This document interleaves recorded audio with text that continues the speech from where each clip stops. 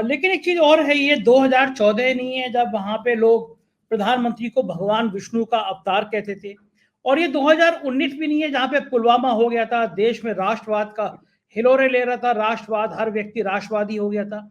अब गंगा में पानी बहुत बह गया है, किसान परेशान है, नौजवान परेशान है, महंगाई की मार है। तो इस बार आप 3-4 राज्य हार जाओ और फिर दिल्ली में आने का सपना देखो, मुझे लगता है डॉक्टर सुधांशु ये सपना भारी पड़ जाएगा। अगर आप 5 राज्यों में आपका सुपड़ा साफ हो गया तो आपको ये तय मान लेगा जाना चाहिए कि अब 2024 की लड़ाई बहुत मुश्किल हो रही है, बल्कि मैं कहूंगा असंभव हो रही है। क्या लगता है आपको, क्या सीन रहने वाला है?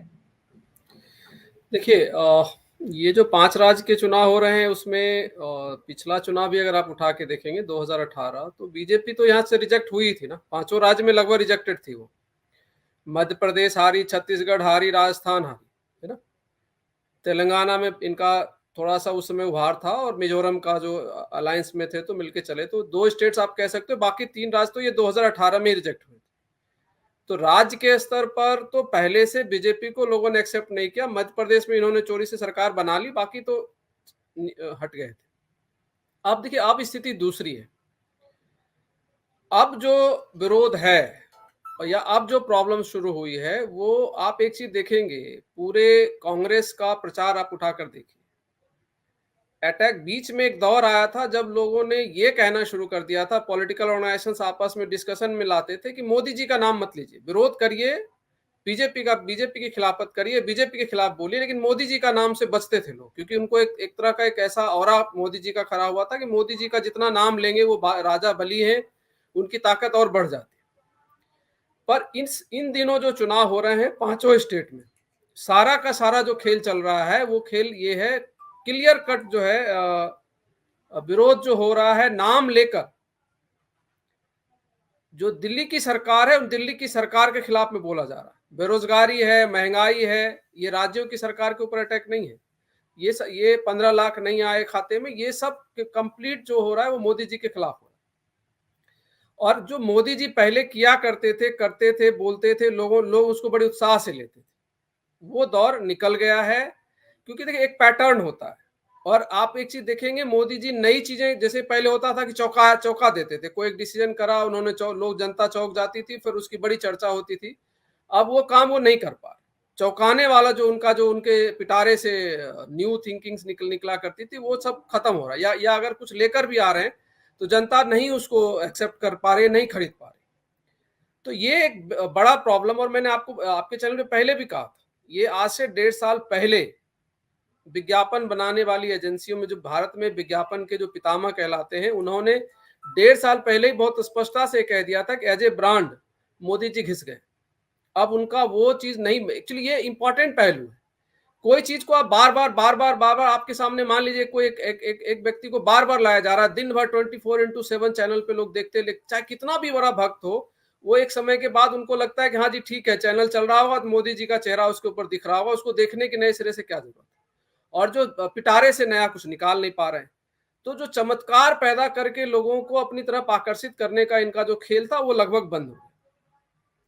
दूसरी जो महत्वपूर्ण चीज है कि जो इनके पास, इनका जो पॉलिटिक्स करने का बीजेपी का जो तरीका है कि भाई हमेशा पूरे, आप देखोगे स्टेट से लेकर सेंटर तक, एक इनकी पॉलिटिक्स का एक स्वरूप ये रहता है कि आप एक विलेन खड़ा करते हैं। उत्तर प्रदेश है, फलाना कास्ट विलेन है, बिहार है, फलाने विलेन है, महाराष्ट्र चले जाइए, फलाने विलेन है, और उस विलेन को मारने, बीजेपी उस विलेन के खिलाफ अपने को अवतार के रूप में दिखाने की, ये जो हॉलीवुड का तरीका है, ये हमेशा, जैसे हॉलीवुड में काल्पनिक विलेन पैदा किए जाते हैं और फिर हीरो जो है आके उस विलेन को खत्म करता है, तो ये काल्पनिक विलेन पैदा करते थे। उत्तर प्रदेश है जी, सारा हिस्सा यादवों ने खा लिया, बिहार है, सारा हिस्सा यादवों ने खा लिया, महाराष्ट्र है, सारा हिस्सा मराठियों ने खा लिया, और बाकी लोगों का तो खत्म हो गया जी।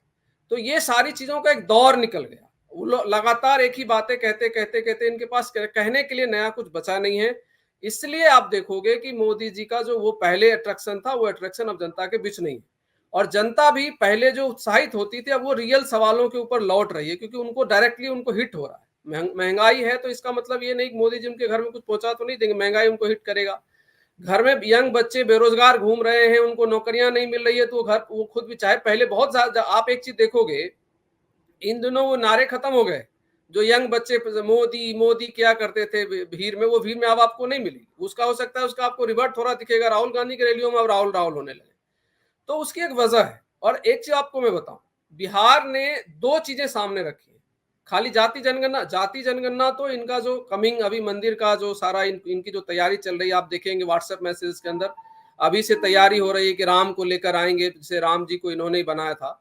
तो वो चीजें तो अभी से इनका एक गेम प्लान सेट हो रहा है। बड़ी आपको बताऊं, अभी दिल्ली में एक इनका जो छात्र विंग है उसकी एक बड़ी, मतलब मुझे लगता है कि ऐसी रैली जीवन में मैंने कभी नहीं देखी। तैयारी चल रही है, बड़ी सभा इनकी होने वाली है, शायद उसमें ये सारे स्ट्रैटेजी तैयार होने वाले हैं कि कमिंग 2024 में इलेक्शंस में क्या होंगे।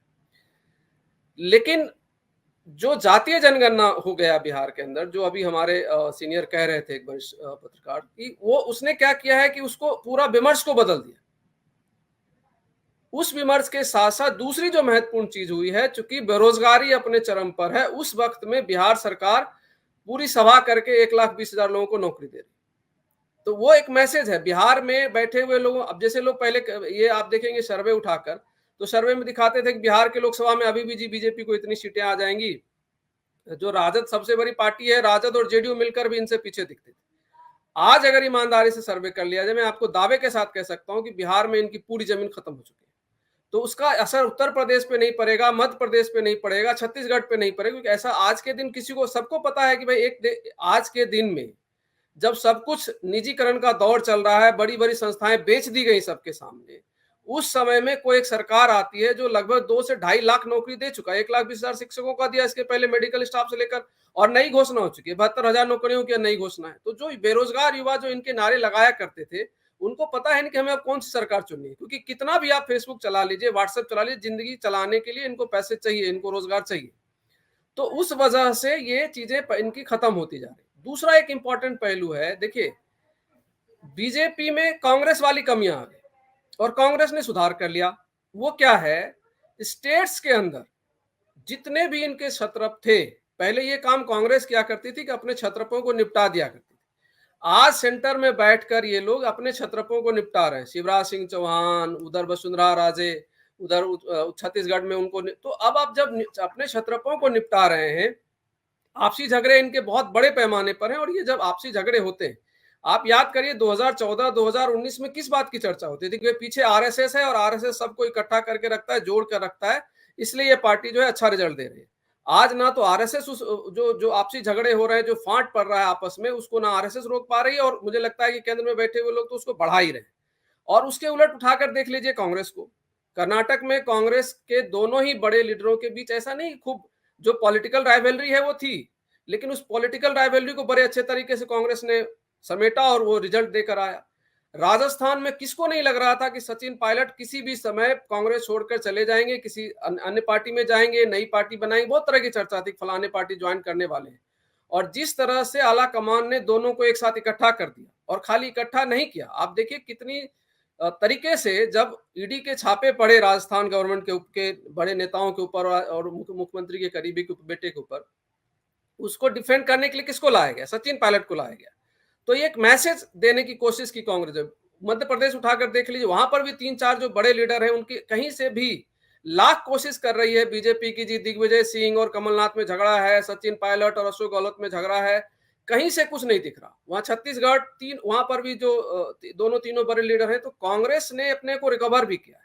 जो इनके आपसी झगड़े होते थे, आला कमान ने सूझबूझ दिखाया है, मजबूती दिखाई है, और डिसीजंस अच्छे हो रहे हैं उनके।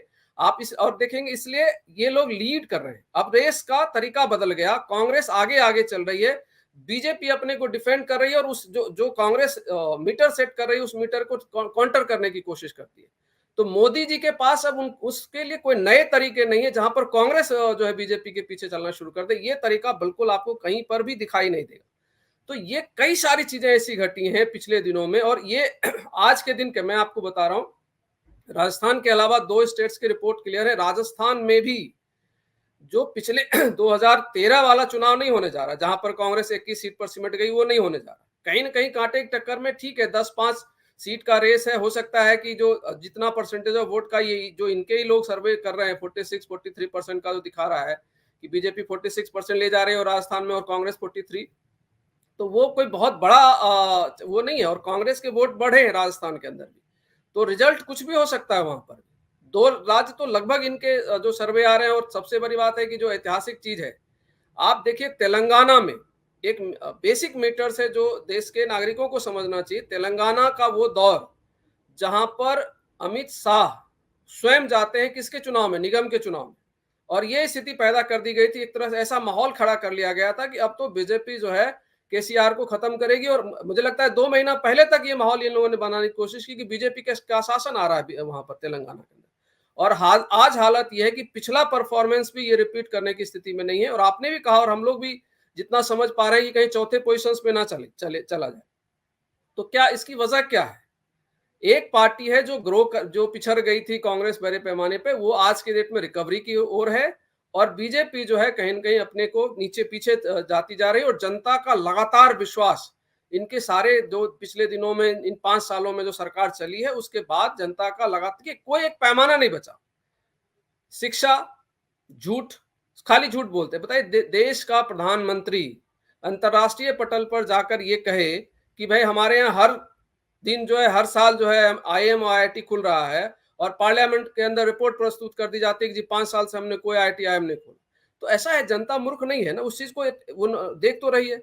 हम लोग पढ़ाते हैं, नेशनल जो एजुकेशन पॉलिसी लेकर आई है, दिल्ली यूनिवर्सिटी का हालत अगर कोई आज के दिन चेक कर ले, इतनी बुरी हालत में हायर एजुकेशन को ले जाया जा रहा है कि इसकी रिकवरी मुश्किल हो जाएगी। इस देश के लोगों को ये समझना चाहिए कि उस चीजों को खाली दूर से सुनने से नहीं होगा। तो शिक्षा खत्म कर दिया, रोजगार की स्थिति खत्म कर दी, नौजवान नाराज हैं, किसानों को इन्होंने लोग भले ही रिएक्ट, देखिए किसान 1 साल बैठ कर गए, वो दिल में क्या लेकर गए होंगे वो कहीं ना कहीं तो दिखेगा ना, और वो दिखता है।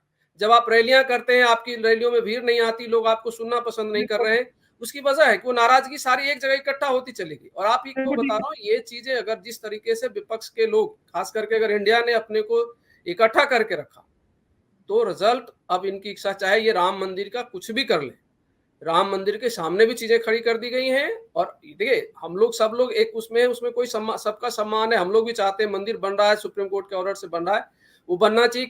कभी किसी ने विरोध नहीं किया, यही फैलाते थे, जैसा मैंने कहा, खुद ही फैलाते थे कि ये विरोध। एक बात है सुधांशु जी, मैं आऊंगा दोबारा, और आपने बहुत विस्तार से और बहुत सारगर्भित तरीके से पूरे देश की पिक्चर सामने रख दी।